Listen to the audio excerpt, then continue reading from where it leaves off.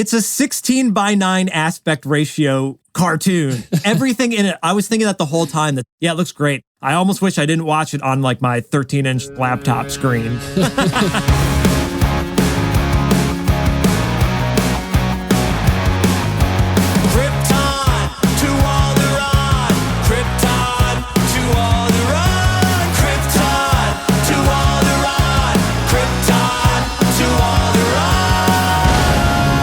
Welcome, everyone, to Krypton to Alderaan. I'm Joey, your Star Wars lover, and with me is Royish Good Looks. Hello, Joey. Hello, podcast. Hello. And we're the podcast that, dare I say it, analyzes all kinds of nerdy pop culture stuff, but it's mostly Star Wars. You know, I like that little tweak.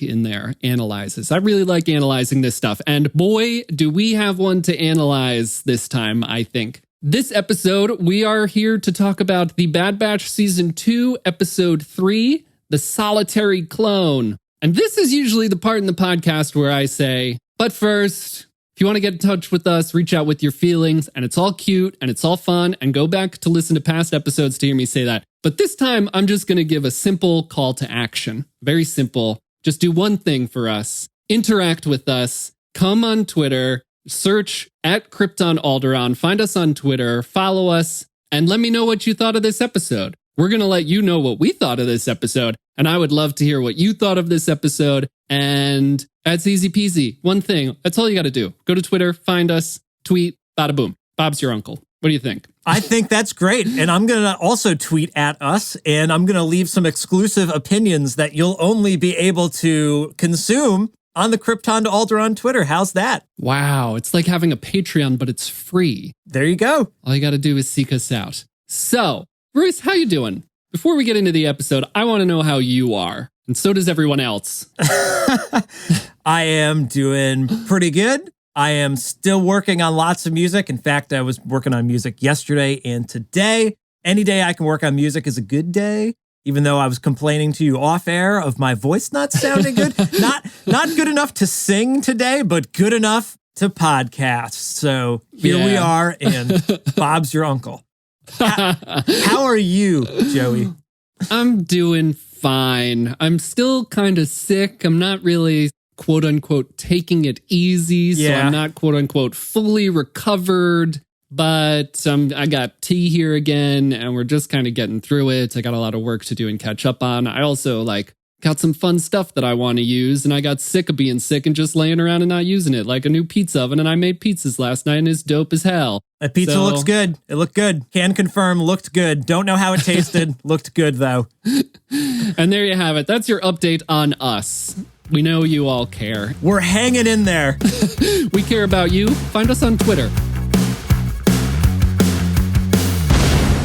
Okay, The Bad Batch Season 2, Episode 3, The Solitary Clone. Here's a little self-made synopsis. Crosshair is back on duty, having spent 32 days stranded on Kamino after the destruction of Tipoca City. Crosshair is back in action. His first mission? Traveling to the separatist planet Desix to free a captive Imperial officer and ensure that Desix falls under Imperial control by any means necessary. But are there other elements at play? The clone commander in charge of this mission, none other than Commander Cody, may be starting to question the Empire's true intentions. Put that on the DVD box set. I love that. Go watch the episode. Maybe my synopsis from here on out is going to be like, just go watch the episode. And of course, we all remember Commander Cody, right? He, at this point, believes that he killed Obi-Wan Kenobi. That's so gnarly. He was Obi-Wan Kenobi's right-hand man. Without hesitation. Yeah, he did not hesitate to commit Order 66. And he might have made it clear this episode that he's starting to regret it. That's what makes them different than battle droids. So, Royce, last episode, by the end, you were saying that you would be surprised if this was sort of another content-heavy, quote-unquote, episode, and you didn't want them to necessarily return to the Villain of the Week episode. I think this episode was very interesting from that point of view. So I want to ask you, was this episode to you a Villain of the Week episode? Yeah, funny. Like, Crosshair's the villain, I feel like. If it's a villain of the week, it was Crosshair. I wouldn't say the villain was like the governor, you know? They were like the victim, if anything. And very interesting that I didn't even realize the Bad Batch wasn't in it until like 5 minutes before we recorded this podcast. So, like, well done, writing team. Because I didn't notice that you said before we started recording, this episode took a left turn. And it's like, we're not with the main gang. The tone of the theme of the episode is, you know, very dark and total opposite end of what we got in the first one. The colorful, upbeat, the gang's back together. Now we're with Crosshair, who is so miserable.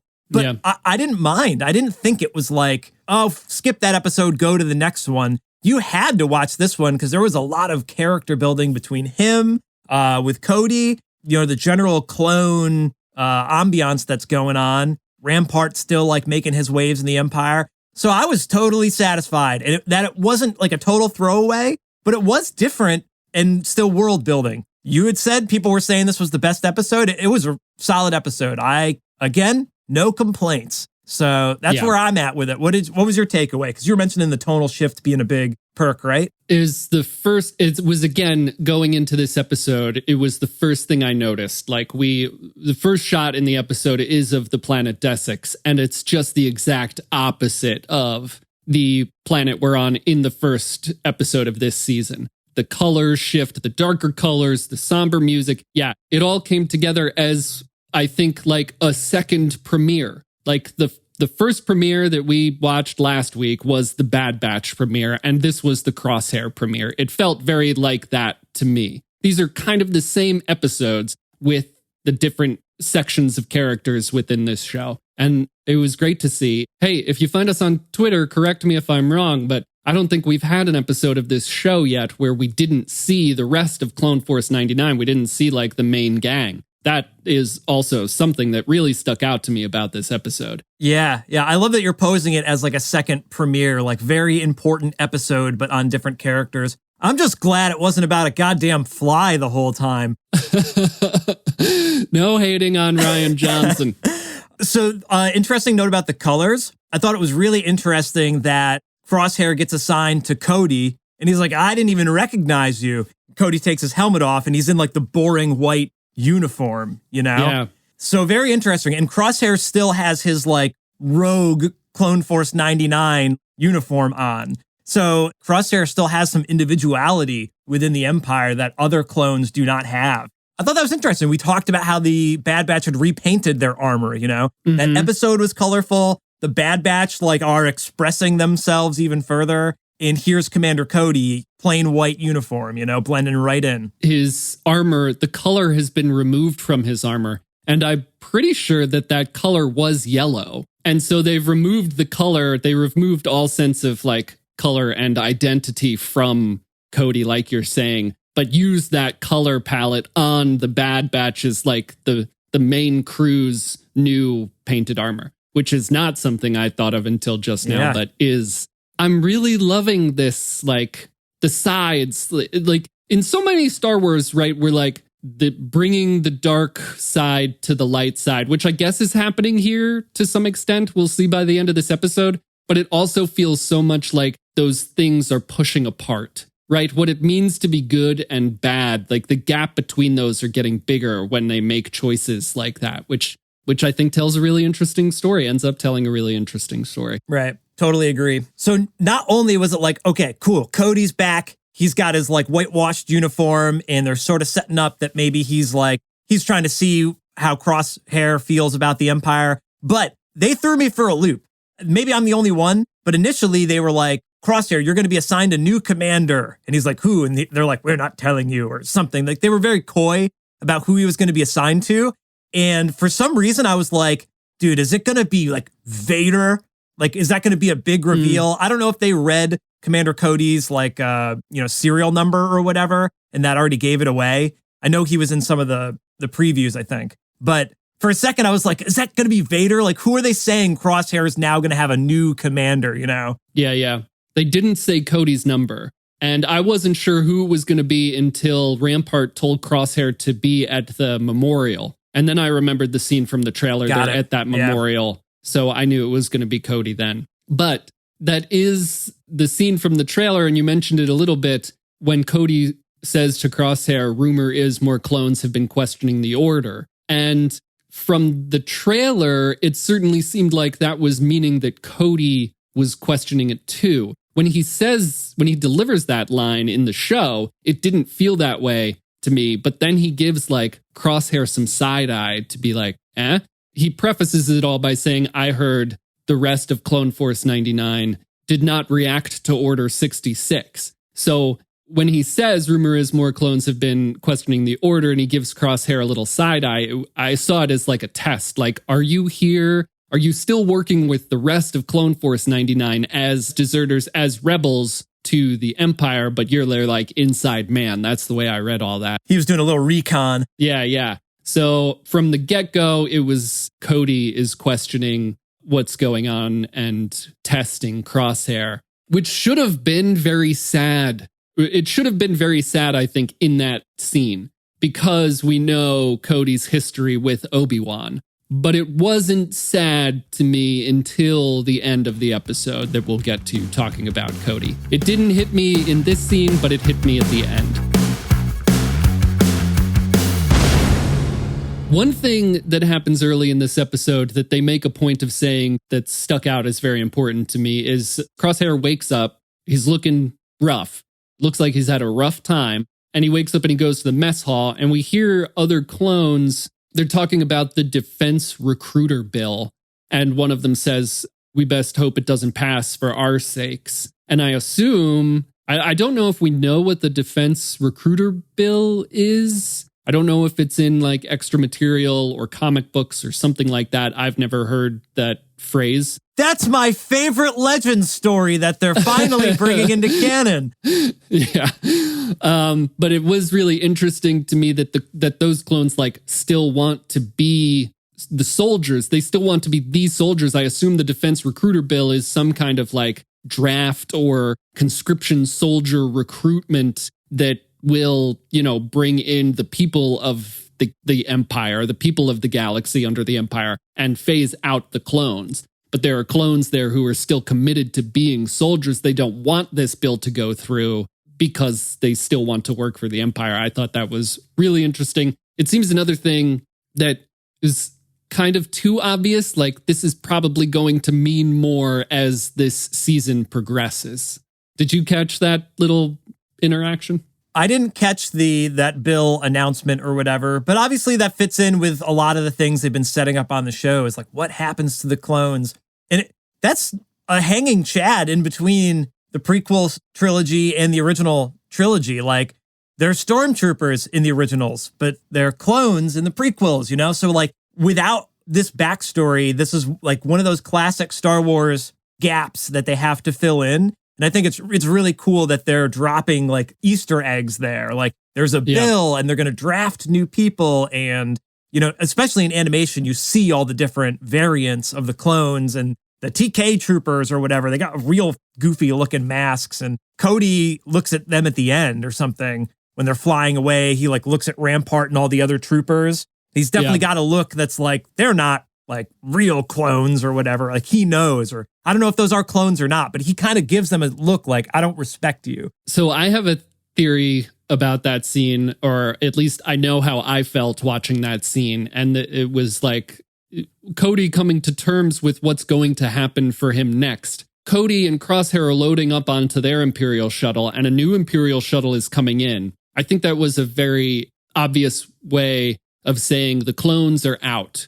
The clones are getting in their Imperial shuttle. They're leaving. They're out. The conscription soldiers are coming in. So we don't know. The show doesn't show us, but I read that as these are people. These are soldiers that they've recruited. There's no clones in that new group that has landed. So yeah, Cody not only having regrets about what the Empire is doing, but starting to see more and more that the Empire doesn't give a shit about them. They're being replaced. And we talked last episode so much about the future of the clones and getting to see what happens to the clones. And it certainly, we're 3 episodes into the season. It's 16 episodes long, but it seems like that's where we're going here, I think. I'm getting excited, man. You can't hear it on the podcast, but I'm nodding right along, man. It also made me, this was the first episode where I started to think about it. It made me a little bit sad because the Clone Wars, I fell in love with the clones because of that show. And I'm very emotionally invested into the clones. And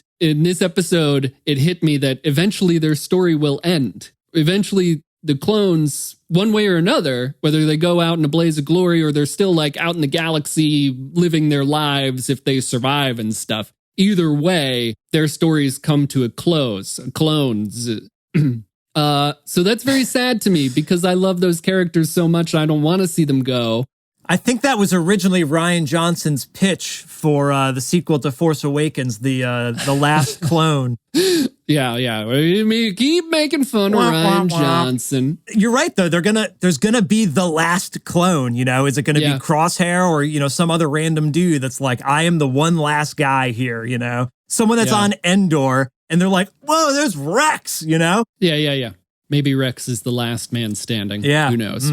But speaking of themes that are kind of going through these episodes so far, there was something else I found very interesting that I wouldn't have expected for them to be touching on. But so we're on Desix, which was this separatist planet, and we meet Governor Tawny Ames, who's in charge. Governors, I guess, in the Star Wars galaxy, governors run the whole planet. Makes sense. So anyway, she's in charge of Desix. The Empire wants control of it. She's like holding out. They don't want to be controlled by the Empire. And that's where the conflict of the episode starts. Fast forward to where Cody and Crosshair have infiltrated her like office and they're after the Imperial officer that she's holding hostage. When she encounters them, Cody wants to make a peaceful resolution to this to this conflict that they're having. And she starts to talk about peace. And she says that she believed in peace once, but not anymore. And that during the Clone Wars, she worked with Mina Bonteri to make a peace treaty between the Separatists and the Republic that they took to the Senate and the Supreme Chancellor denied. So there's a lot going on there. It's a direct tie to the Clone Wars series. We actually see that happening in the Clone Wars series. There are a series of episodes where Padme Amidala goes to meet with Mina Bonteri about this peace treaty, and she brings Ahsoka along, and the whole premise of it is to show Ahsoka that the Separatists are people as well. Because Ahsoka, at that point, on the side of the Jedi, fighting for the Republic, believing that the Separatists are their enemy and that they're wrong and that they're all bad people. That's like the thing. Right. But Padme brings her along to observe and see that like the Separatists are just people. They're doing what they believe to be right. They think that we are the enemy and the bad people, blah, blah, blah, kind of bridging the gap, which seems to be bleeding over into this show. We're seeing these like, in the instance of the scene I'm talking about, we're seeing Cody kind of come to terms with that whole idea. Like,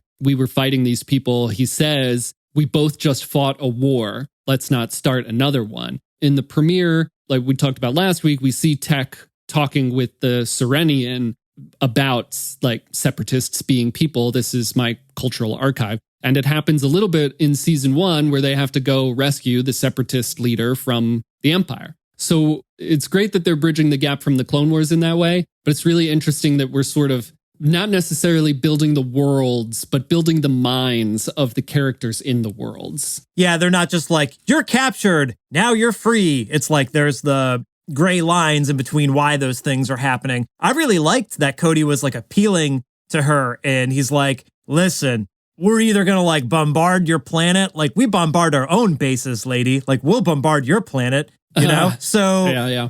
Just roll with it. I thought that was really interesting that he's like, if you want peace, just give up. And like, I can spare your life or whatever. He thinks that he can at least kind of finagle a peaceful transition there, because that's what the Empire is supposed to be doing, is just installing new governors to maintain order. And then, you know, she's immediately ordered to be executed. And she says, so much for peace, huh? And like, that's the big question that, the Bad Batch seems to be asking, this life after war and in between this kind of turning of the tides of who's in control, which is like, dude, get ready for the soapbox. Who's ready for Roy to get on the soapbox? New segment, Roy's soapbox. We hearken back to this like, oh, we shouldn't call it a cartoon. We shouldn't downplay it, say it's just for kids. Like, I don't want to like belabor the political stuff because like that's not really where my head goes. Like, I like adventures and I want to feel like I can be special in the galaxy and have superpowers and like use that to make the world better. But man, they are bringing some heavy concepts in to a, quote unquote children's animated series, which is like not what cartoons do. So this is the soapbox thing. Like, you have a cartoon, you've got Simpsons or Bob Burgers. Like, by the end of the episode, like, they sometimes learn a lesson, but it's not always like a lesson that evolves through the course of the show that they carry with them. It's kind of like a self-contained thing. And they probably forget about it by the next. Yeah, there's no continuity. Yeah. By the next episode, Homer's a homophobic, alcoholic again, even though he's gone through AA multiple times and he's learned that gay people are people. Like, they end up having to go through the same character arcs over and over. But then here you have the Bad Batch, this kids show, and like people are leaving factions of governments to like rebel against them. It's like such a heavy concept. Again, I don't want to like go down the rabbit hole because I think it does almost get too heavy at times with this theme and like themes from Andor. Like, the oppressive nature of Star Wars can get very oppressive. It's way different from the like, I'm Rey and I want to like take on the whole empire myself. Like, that's a totally different avenue. But this is a kids show, right? Or is it not? It's so interesting that they're hitting these themes so hard and posing these very large questions. Yeah. And I would argue, I think you bring up a great point. The themes of like the sequel trilogy are much lighter, maybe, than the themes of these animated shows. People are rising up all over the galaxy. Yeah. There's much, maybe like hope is the main theme of the movies, and the shows and even the animated shows are allowed to get deeper. I think there's a couple of things there. This just points to animation being so much more than people think, because we do think of The Simpsons. We think of the Saturday morning cartoons. I don't want to generalize, but stuff like that. I suppose Simpsons and Bob Burgers are not necessarily kids' cartoons either, technically. Right, but they're it's a whole other genre, right? It's like these discontinuous. We watched The Simpsons as kids, but if you it's an animated sitcom, whereas this is like political and deep and very I think like the definition of Star Wars. I think we have this podcast. We love Star Wars. We love talking about Star Wars. I love George Lucas, but I think one of the worst things he ever did was say publicly Star Wars is for kids. Regardless of like taking that quote out of context, he was, frustrated with people being mad at the prequel trilogy. But like, there's so much more to it. Like Star Wars, we talk about Star Wars is for everyone. I wish it were, but it's not in that sense. Saying that Star Wars is for kids, it just like reinforces some of these stereotypes, especially with animation. It's hard to peel ourselves away from that. We have to stop thinking about it that way. But when you have a scene like that in that tower with Cody trying to calm things down and the Imperial officer ordering this governor's executions. Two executions so far. Yeah. And Crosshair just pulls the trigger. Good soldiers follow orders. I mean, it is heavy. Eventually, we're going to have to stop talking about this in terms of like animated versus live action. It's just Star Wars and things are transcending the boundaries between these two different mediums at this point. Yeah. So I don't know if you saw my tweet. I think it was at like 4 a.m. I couldn't sleep and I was up watching YouTube videos and chirp wheeling. And I watched Star Wars Explained had a video called like, you can't skip the animated Star Wars shows, something like that. And I saw that. It's a short video. And obviously, if you're listening to this podcast, you already watch animation. So we're just in our own echo chamber anyway. But it was a great video. And he was, he said how he wasn't into it initially and wrote it off and then got into it. And then he gives the stats of all of the hours of screen time, animation versus live action. And he's like, there's 22 hours of Star Wars films, and 27 of live action TV series so far. And there's 100 of animation. That there's twice as much animated Star Wars as live action Star Wars.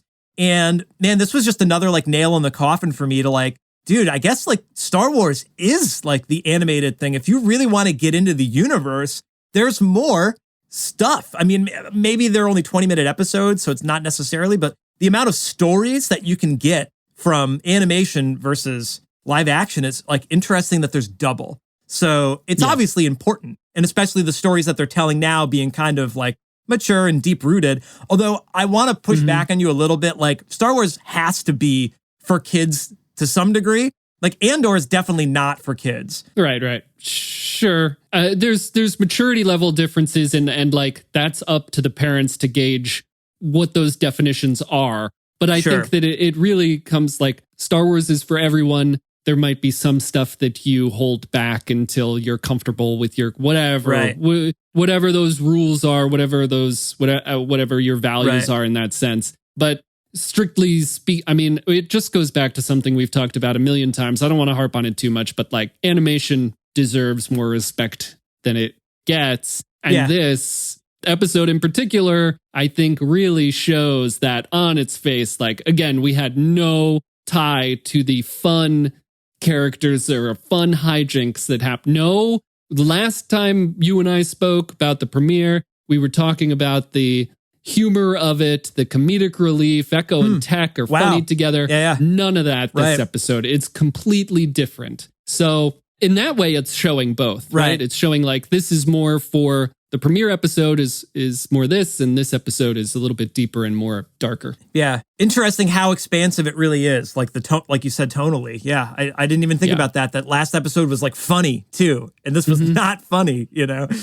Yeah. So we struck on something a little bit there that I brought up twice so far. And I think we should make it maybe like a segment or a tally or remember to bring it up from now on. I think we should have a new part called Good Soldiers Follow Orders. Because everyone's starting to all the clones are starting to question that, and we're leading into this like what does it mean? What does the inhibitor chip do? All that stuff we talked about last time, but we see that question that might be like another main question of this series going forward. We see that question rattling around inside of Cody this entire episode until he finally makes a decision. He finally is like, oh, well, I guess that means Crosshair is not a undercover rebel in this regime. He just followed this order. I think that that's the point that like finally convinces Cody. I love that scene when Cody is talking to Crosshair towards the end of the episode, and he's like,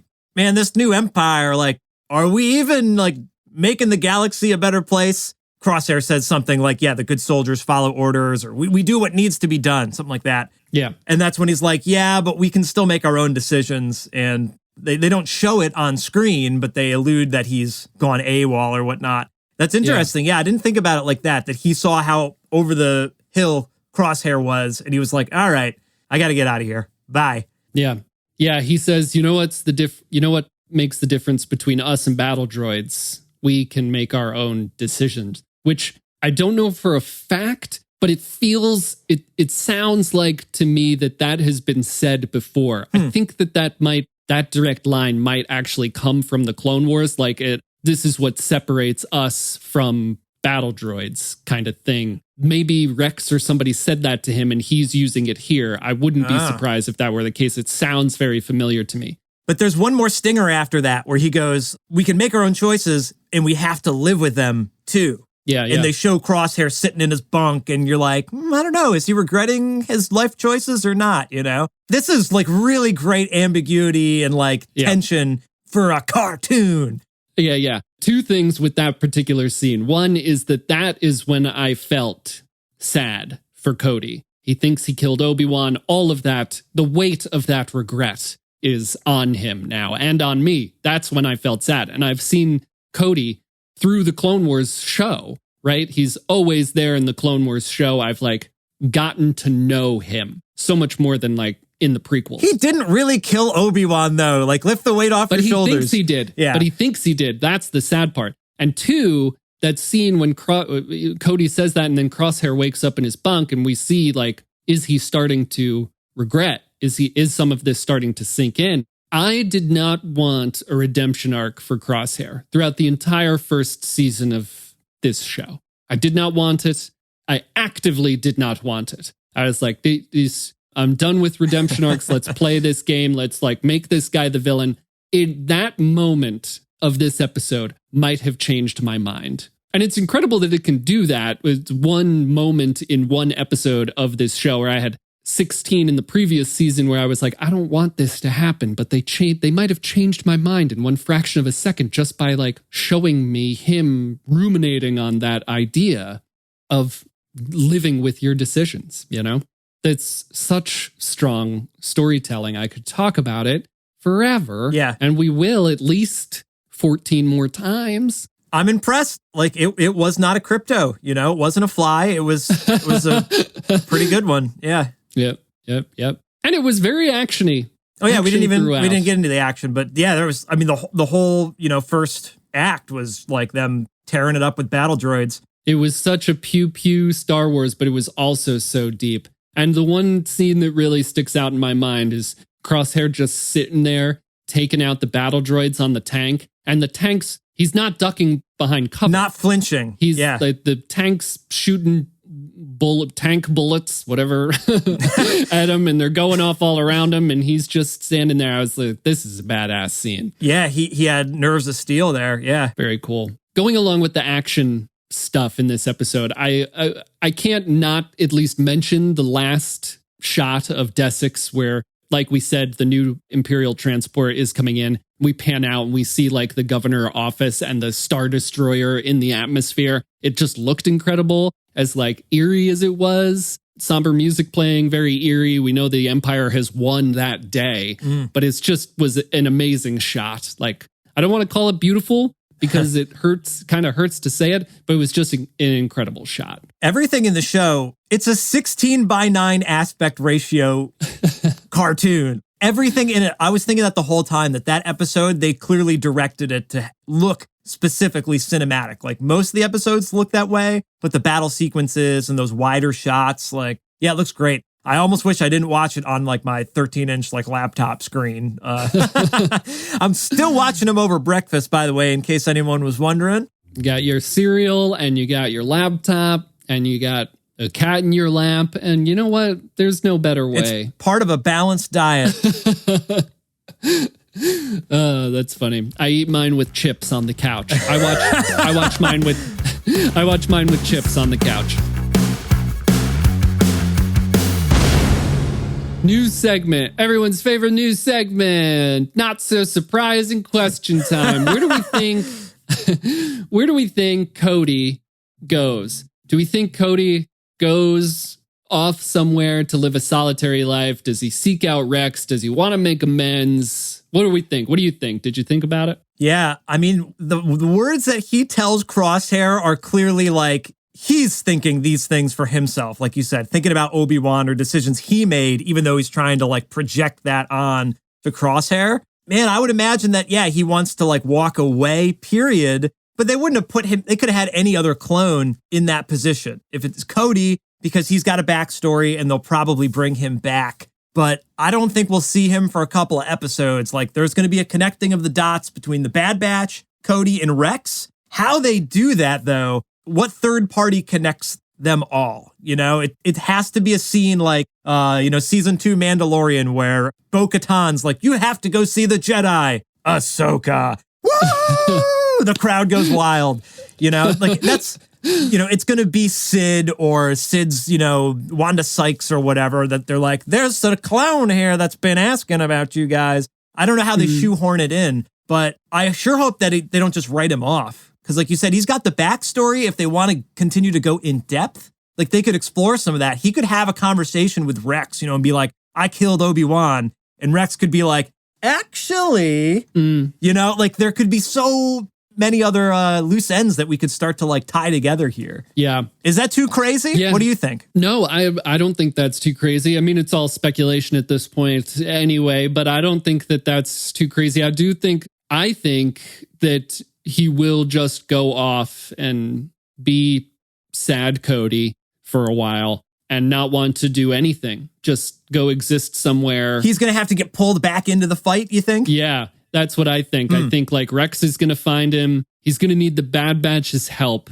to recruit Cody to their cause. I think first Rex is going to have to do his work recruiting the Bad Batch to whatever cause they're starting. Like Rex is obviously like working more at this than the Bad Batch is, and Echo's trying to get them on board with doing something more important than what they're doing. So I think there's like levels of recruitment, but I think that Cody's going to have to be pulled in to whatever is going on. He's going to be like, I did terrible things, and Rex is going to have to be like, well, then do something about it. Yeah. You know? But I don't think that Cody makes it through to the end. I think at some point we're going to see, and it's very sad to think about again, even though he tried to kill Obi-Wan, I don't think Cody's going to make it. So we'll see how that goes. He's not with Rex when we see Rex again in Rebels. He's not in Obi-Wan, although that would be great if there's another season of Obi-Wan, seeing them reconnect. I would love that. But I don't know if Cody, it might be the heartbreak of the season, I think. Wow, man. But I hope not, but maybe. This is too heavy for a cartoon, Joey. All right, that's the title of the episode. Too heavy for a cartoon? Question mark, exclamation point. Click on it. Click. When is the Gungan Frontier animated series coming out? I need some levity here. Yeah. Everyone, I think also including you, was like, I can't wait to get some levity after the heaviness that was Andor. We're getting back into a cartoon. And here we are being like, sad Cody's probably gonna die. Yeah. I mean, okay, so if the next episode ends with an execution, then we're going to be like on a little bit of a trope, I feel like. So there's going to be 14 or 13 more episodes. So like, I'm sure there's going to be some lighthearted adventures in there somewhere. Maybe a pod race. Who knows? We'll see. Yeah. Next week, give us filler, give us villain of the week, give us everything we said we didn't want last week. Give it to us. We need it. I spoke too soon. Should give us Din and Grogu for 2 episodes. Oh my God, that would be ridiculous. Yeah, if they totally left turn. All right, listeners, what do you think Cody is doing next? Is he walking off into the sunset, or is he going to be crashing his boss's hay blibber? You let us know on Twitter. We are Krypton Alderaan. No 2, but just search for Krypton 2 Alderaan. You'll find us on Twitter. It wouldn't fit. Yeah. Too many A's in Alderaan. Not 1, not 2, 3. So hit us up. We'd love to hear from you. Leave a review wherever you're listening to the show. Comment, like, subscribe. We'd really appreciate it. And we'll see you, or you'll listen to us, next week on Krypton to Alderaan for episode 4 of The Bad Batch. We can't wait to have you back. I've been Royce. I've been CC1226. And we've been Krypton to Alderaan. Alderaan. Slow-hanging fruit.